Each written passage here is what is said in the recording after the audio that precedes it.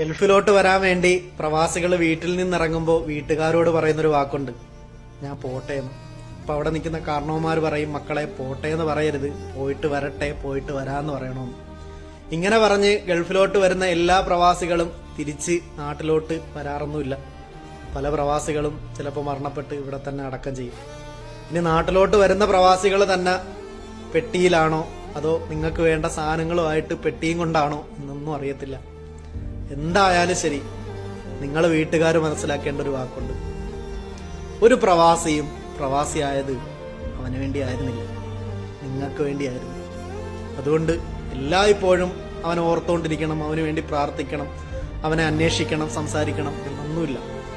സമയമുണ്ടെങ്കിൽ സമയമുള്ളപ്പം അവനൊന്ന് ഓർക്കുകയും വിളിക്കുകയും സംസാരിക്കുകയും അവന് വേണ്ടി പ്രാർത്ഥിക്കുകയൊക്കെ ചെയ്യണം. അത് നിങ്ങളുടെ കടമയല്ല, നിങ്ങളുടെ ബാധ്യതയാണ്.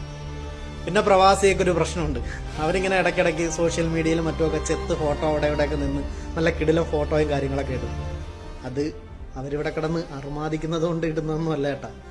നിങ്ങളെങ്കിലുമൊക്കെ നമ്മളിവിടെ സന്തോഷിക്കുന്നു എന്ന് കരുതട്ടെ എന്ന് വിചാരിച്ച് ഇടുന്നതാണ്. പ്രവാസി ഇവിടെ ആഘോഷിക്കാനായിട്ട് നിന്നാലേ നിങ്ങൾ നാട്ടിൽ നിന്ന് ഇങ്ങോട്ട് ഗൾഫിലോട്ട് പൈസ അയച്ചു തരേണ്ടി വരും.